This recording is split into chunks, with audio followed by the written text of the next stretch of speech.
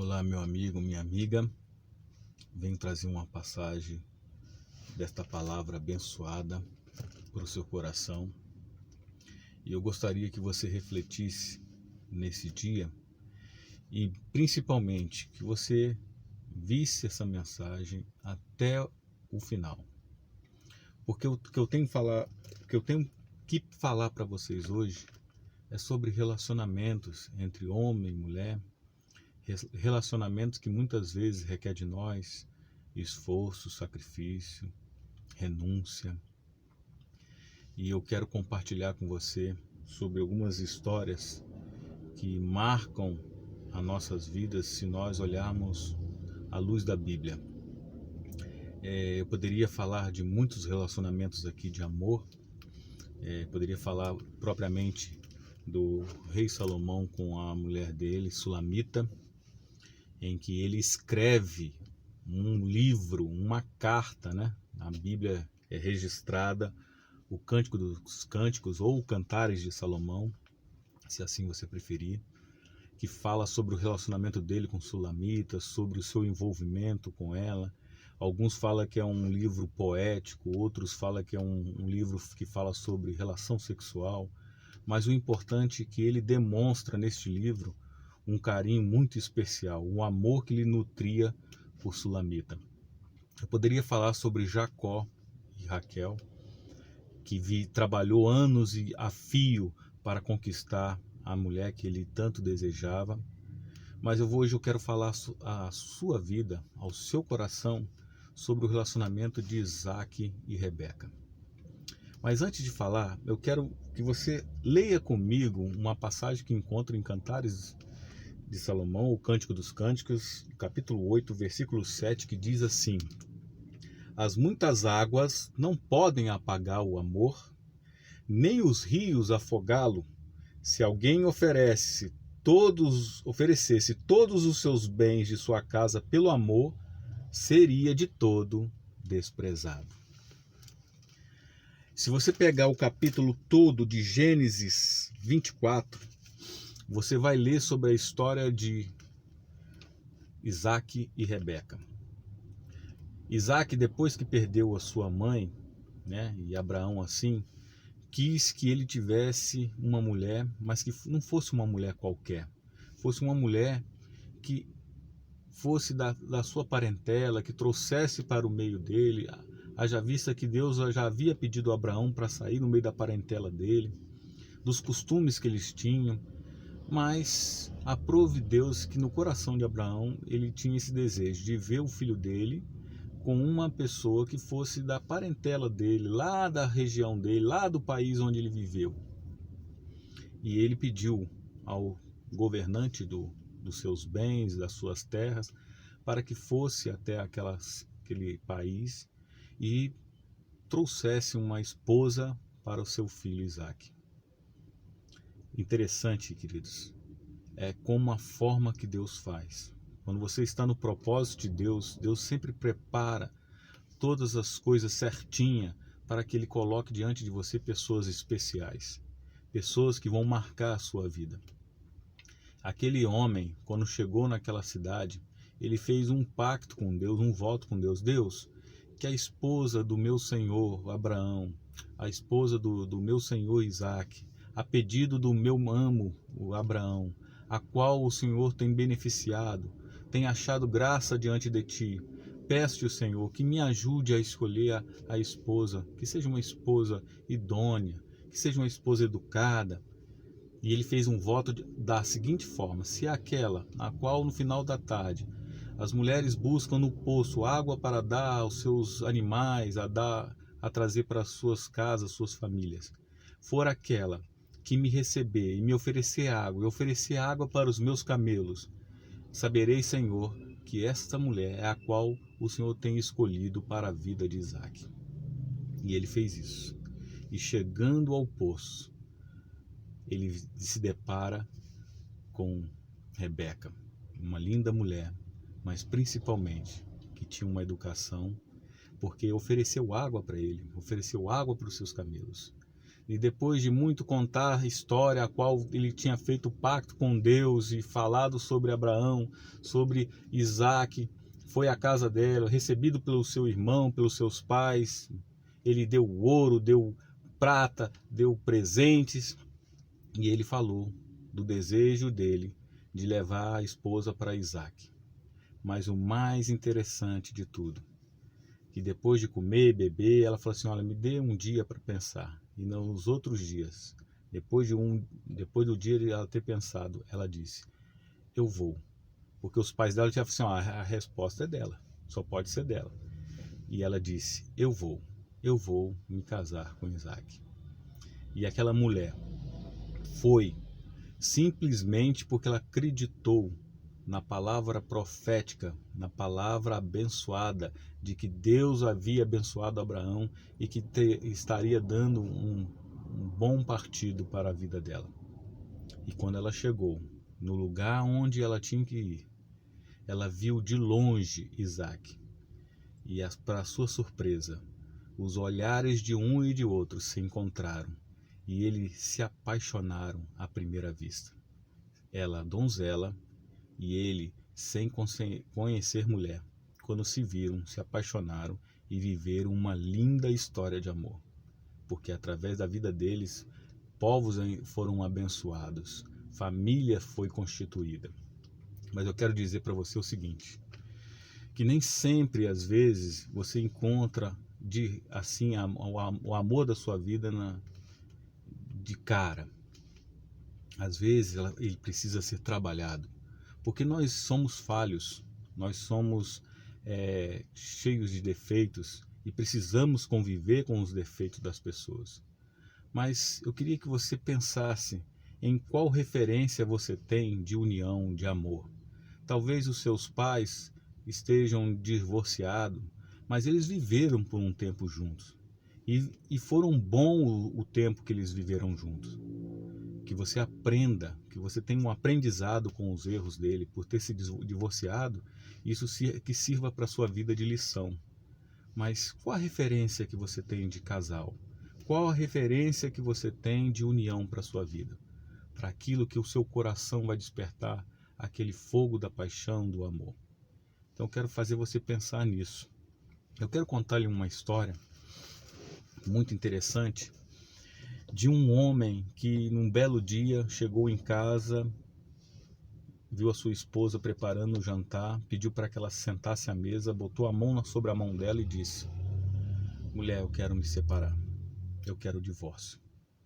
E ela olhando para ele disse, mas qual o motivo? E ele, por um motivo banal, disse para ela que o casamento já estava falido e tudo, e que tinha que separar. Mas ela não sabia que ele estava tendo uma amante. Ela não sabia que ele já havia se afeiçoado a outra mulher. Embora o motivo dele fosse banal, ela não o aceitou de cara. Ela rejeitou, o criticou, falando que ele não era homem de verdade. No dia seguinte, voltando do trabalho, ele foi e trouxe as papeladas. E junto com a papelada dizendo que deixaria casa, deixaria carro, e 30% da sua empresa para ela, para que ela pudesse viver bem com o filho que eles tinham. E ela, revoltada, quebrou o prato e foi embora para o seu quarto. E aquele homem achou estranho o motivo a qual ela agia desse jeito. Porque ele estranhou o fato de que ela não era diferente da mulher que ele viveu por 15, 20 anos. Só que ele continuou mantendo a firmeza de que queria o divórcio. Ele foi para o trabalho, no outro dia chegou tarde e quando chegou em casa, viu ela escrevendo um papel na mesa, olhou para ela e não quis conversar e foi para o seu quarto e foi dormir. Quando ele acordou de manhã, ele teve uma conversa com ela e ela disse, olha, eu aceitei as condições do divórcio. Mas da seguinte forma, se você aceitar as minhas condições para que nós possamos separar. E ela disse para ele, a partir de hoje, você vai viver comigo durante 1 mês. E ele falou, mas qual o motivo? O motivo é porque o nosso filho vai fazer provas importantes e eu não quero que ele atrapalhe para essas provas. Ele concordou, embora quisesse já se livrar dela, só que ela tinha mais uma cláusula desse contrato que ele estava fazendo com ele. Ó, a partir de hoje, todos os dias, assim como você me trouxe para o quarto no colo, no nosso casamento, para o quarto no colo, você também vai me tirar do quarto todos os dias de manhã, no colo. Ele, embora achasse aquilo um absurdo, ele aceitou, porque ele já queria que fosse uma separação amigável e não tivesse mais problemas, porque ele já estava pensando na outra mulher. E todos os dias ele fazia isso, ele pegava aquela mulher no colo. E o primeiro dia, ele ao pegar ela, reparou como ela estava magra, como ela estava com os cabelos já brancos, com o rosto cheio de rugas. E aí ele começou a se lembrar de quão o fardo foi pesado para ela durante aqueles 15, 20 anos de casamento.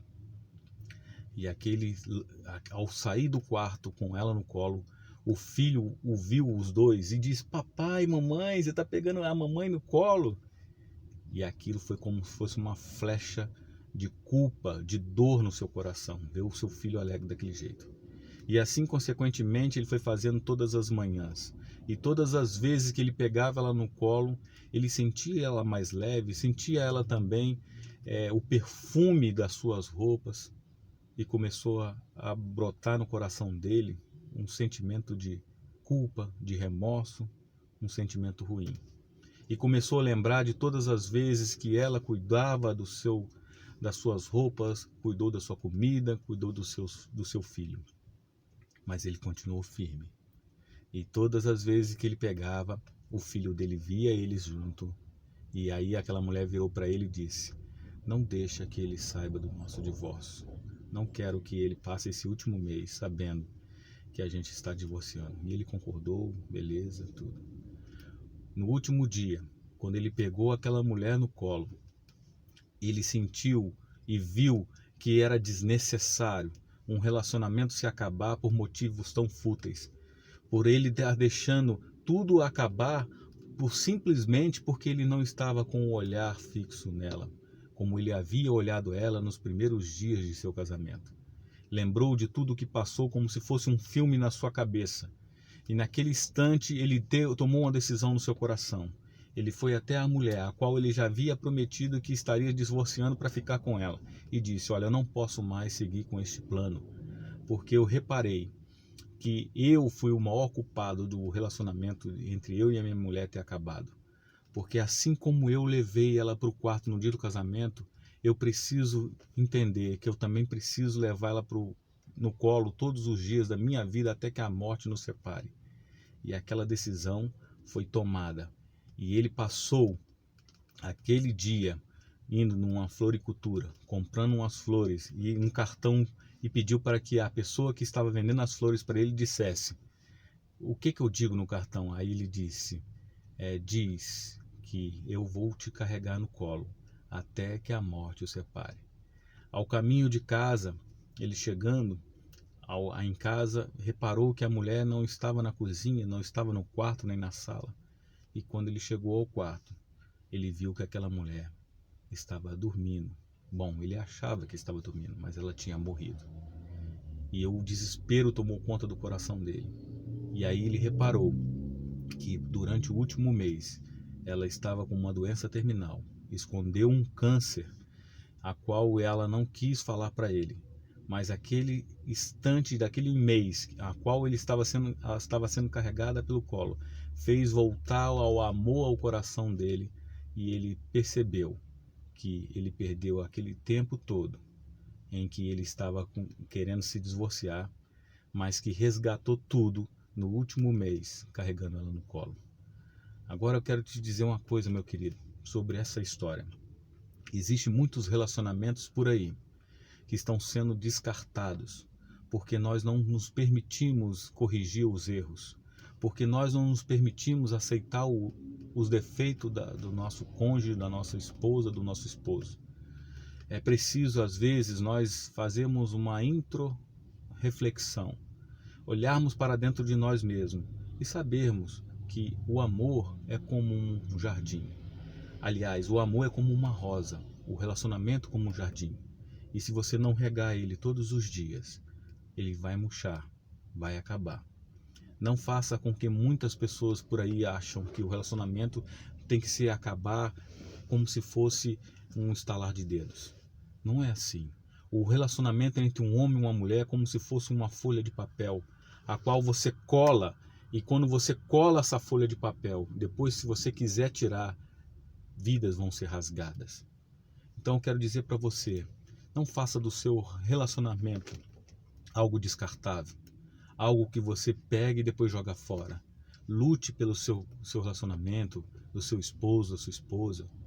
Dê valor à sua esposa, o alimento que ela faz para você, as roupas que ela lava por você, o cuidado que ela tem pela sua casa, pelos seus filhos, sobre a sua vida, principalmente aquela esposa que ora por você, esposa que às vezes te levanta quando você está no chão, esposa que às vezes te apoia quando todo mundo aponta o dedo te julgando, te criticando, esposa que muitas vezes te dá como prioridade. E eu também quero falar a você, mulher, valorize o homem que você tem. Valorize a pessoa a qual vai todos os dias trabalhar e que com ansiedade corre para casa para estar na sua companhia. Valorize todas as vezes que você pede as coisas para ele e ele faz, mesmo sob protesto ou reclamação, porque para o homem é diferente. Às vezes o homem é distraído, mas valoriza a pessoa que está ali ao seu lado, como todo mundo esquece de você. Porque se existe uma coisa na Bíblia que a sociedade deturpa, é que nós devemos amar os nossos filhos mais do que o nosso cônjuge. Isso é errado. Ame o seu esposo, ame a sua esposa. Sabe por quê? Porque a palavra de Deus diz isso. Deixai pai e mãe, e uniciar sua mulher, o seu esposo, e tornará-se uma só carne. Sabe o que a Bíblia está querendo dizer? Que os seus filhos vão crescer, vão virar passarinho, bater asas e voar. Mas aquele que permanecerá com você até o final da sua vida, quando você estiver velhinho e morrer, vai ser o seu esposo, vai ser a sua esposa. Então valoriza isso.